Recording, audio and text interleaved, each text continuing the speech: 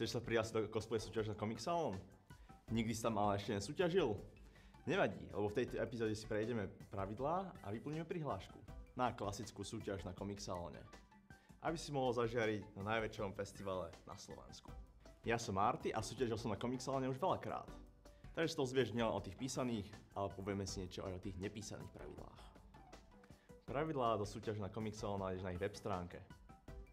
My sa teraz pozrieme na cosplay súťaž. Pripravený? Poďme na to! Všeobecné pravidlá. Účastníci cosplay súťaže, ktorí vystúpia na pódiu, dostanú od organizátora cosplay súťaže svoj vstup zdarma, predplatený po súťaži. Lístok treba mať kúpený cez našu web stránku, aby sme vedeli vrátiť peniaze. V podstate si treba kúpiť lístok cez web stránku, zaplatiť a peniaze ti vrátia. Niekedy to trvá aj pár mesiacov po festivale, ale peniaze vždy nakoniec prídu. Súťažiaci sa prezlečú za postavu, ktorú si sami vybrali. Postava musí byť v duchu CSAS. Čiže si môžeš zvoliť, akú postavu budeš cosplayovať. Cosplayovanie vlastných postáv, náhodné a originálne kostýmy, ako napríklad dievča s uškami, vlastná školská uniforma, prípadne oblečenie konkrétneho módneho štýlu, lolita, vizuálkej a podobne, sa nepovažujú za cosplay a preto nie sú súťaži povolené. Na vlastné postavy je iná súťaž, volá sa Original Costume. Takže v tejto klasickej súťaži musí byť postava z nejaké predlohy anime, filmu alebo seriálu, alebo aj videohry. Postava musí byť vhodná aj pre mladšieho diváka, čiže žiadna nahota. Kostým ako napríklad Jinx v plákovej podobe je v pohode, ale odhalené intimné miesta alebo sexuálny roleplay v pohode nie sú. Súťažiaci musia mať vlastnoručne šitý kostým. Súťažiaci môžu použiť kúpené časti oblečenia, napríklad nohavice, ale tie nesmú tvoriť viac ako 50% kostýmu. Pri výrobe kostýmu vám môže pomôcť tretia osoba, ale predpokladá sa, že väčšina práce urobíte vy. Pokiaľ si nie ste istí, či vás cosplay spĺňa pravidlá, kontaktujte organizátorov na dole uvedený e-mail. Organizátor si vyhradzuje právo vyradiť zo súťaže cosplay, o ktorom je vážne podozrenie, že bol kupovaný alebo objednaný. V podstate je povolené mať aj nejaké kupované časti. Ale rozhodne väčšina by mala byť vytvorená práve tebou. Prečo? Lebo tí, čo si tie časti sami vyrobia, budú lepšie hodnotení porotov, ako tí, ktorým niekto pomáhal pri výrobe alebo si ich kúpili. Povoľuje sa súťaž jednotlivcov aj skupín. V prípade skupiny bude tá hodnotená ako jeden celok a v prípade umiestnenia dostane jednu cenu. Túto informáciu musíte nahlásiť dopredu. Počet členov skupiny je obmedzený na max 3. Skupiny a jednotlivci súťažia spolu v jednej súťaži a zdieľajú totožné ceny. Zaujímavosť ale je, že niektoré kvalifikácie sú len pre jednotlivcov. Takže sa už aj stalo, že skupina vyhrala kvalifikáciu, ale súťažiaci ho poslali iba jedného. Každý súťažiaci môže súťažiť len v jednom kostýme. Môže sa podieľať na tvorbe viacerých kostýmov, ale v súťaži môže mať na sebe len jeden. Zmena kostýmu je povolená, pokiaľ ide o rozdielne oblečenie tej istej postavy a oba kostýmy tvoria celok. Inak povedané, nemôžeš sa prihlásiť do tej súťaže s viacerými kostýmami. Ale môžeš sa prihlásiť do rozličných súťaží, ako je aj Original Costume alebo Cosplay divadlo. V publiku sú aj deti, takže sa podľa toho na pódiu prosím správajte. Za nadávky, sexuálne narážky a gestá, sľubovanie alebo úmyselné ukazovanie spodnej bielizne na pódiu vás organizátor môže vylúčiť či inak penalizovať. Tým sľubovaním asi myslí nadávanie, ale áno, musí to byť vhodné aj pre deti. Súčasťou kostýmu nemôžu byť funkčné zbrane alebo zbrane, ktoré by sa mohli považovať za funkčné. V prípade otázok ohľadne zbraní kontaktujte organizátora na dole uvedený e-mail. Kovový meč môže byť, ale nenaostrený. Airsoftovú zbraň presne neviem, na to sa radšej opýtaj. Do súťaže sa nesmiete prihlásiť s cosplayom, s ktorým ste už súťažili na niektorom z posledných ročníkov z Comic Salónu alebo Anime Show. Tu je dôležité, že sa týka iba Comic Salonu a Anime Show. Čiže ak si súťažil, kľudne aj vyhral na jednom festivale, tak je to v pohode. Na to si treba dať pozor na iných festivaloch, kde nepovolujú mať výherné kostýmy. Vzhľadom na limitovaný čas súťaže na pódiu si organizátor vyhradzuje právo vykonať predkolo súťaže v rámci soboty ak sa prihlási viac ako 30 účastníkov. V prípade, že sa tak stane, budete o tom vopred informovaní formou e-mailu. Na Comixalne neviem o tom, že bolo viac ako 30 súťažiacich minimálne posledných pár rokov. Väčšinou je tak okolo 20. S týmto je problém napríklad na Animefeste, kde berú iba 20 ľudí zo 40 prihlásených. Takže tam je naozaj veľký problém sa vôbec dostať. Pamätajte na to, že súťaž bude prebiehať v sobotu okolo 15:00. Prihlasujte sa iba v prípade, že budete na festivale v tom čase prítomní. Skúška bude prebiehať v piatok od 21 do 22:00. Wow, dôležitý je ešte aj prejudging, ktorý je okolo 12:00. A to je veľmi dôležité, lebo ak neprídete tam, tak vás do súťaže nepustia. Takže nie od 15:00, od 12:00. Súťažiaci musia mať v deň súťaže 16 a viac rokov. Dôležitá informácia, nemusia. Ak ešte nemáš 16, stačí ti podpísaný súhlas rodiča. Súťažiaci sa môžu prihlásiť do medzinárodných súťaží AS, International Cosplay Championship Cup, Cosplay World Masters a CS Europe Cosplay Cup, Tournament of Champions, pri ktorých sa musia informovať o pravidlách jednotlivej súťaže pred prihlásením a tak zistiť, či spĺňajú požiadavky na registráciu. Podmienky sú, že väčšinou musíš mať slovenské občianstvo alebo trvalý pobyt na Slovensku, lebo sa vyberajú reprezentanti krajiny. Ale keď začínaš, tak kvalifikácie ťa ešte nemusia tak veľmi trápiť, lebo je ťažké vyhrať, aj keď veľmi chceš.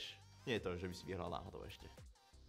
Cosplay súťaž bude prebiehať v 2 častiach. Hodnotenie kostýmu porotou na obed a predvedenie kostýmu pred divákmi po obede.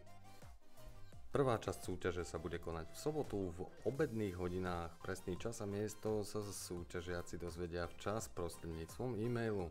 Súťažiaci budú postupne predstupovať pred odbornú porotu, ktorá tak bude mať možnosť pozrieť si kostým zblízka, hodnotiť technické prevedenie a spýtať sa na detaily výroby. Trvanie tejto časti cosplay súťaže bude závisieť od počtu prihlásených účastníkov súťaže. Väčšinou je to 5 minút a prebieha to v angličtine, lebo porodcovia sú zvyčajne hostia zo zahraničia. 2. Počas cosplay súťaže nebudú žiadne rozhovory so súťažiacimi. Moderátor iba uvedie súťažiaceho. V klasickej cosplay súťaži ani v cosplay divadle rozhovory nie sú, a v originál kostým krátky rozhovor je. Súťažiacim sa odporúča dodať vopred upravenú hudbu podľa vlastného výberu v trvaní maximálne 2 minút. Plus 1 minúta za každého ďalšieho člena skupiny. Hovorené slovo priamo do mikrofónu sa nepovoľuje. Avšak hovorené slovo môže byť obsiahnuté priamo v nahrávke, ktorú súťažiaci pošle organizátorovi. Ak budeš niečo rozprávať, tak ťa nikto nebude počuť. Preto si musíš dialógy nahrať dopredu a zmixovať ich spolu s hudbou. Súťažiaci prichádza na pódium so začiatkom svojej hudby alebo ak ho moderátor uvedie. S poradovým číslom budú súťažiaci vopred opoznámení. Môžeš si vybrať, či ti pustia hudbu predtým, ak tam pôjdeš, alebo až keď tam budeš stáť. Súťažiaci musia zaslať organizátorom 1 a viac obrázkov postavy v dostatočnej kvalite.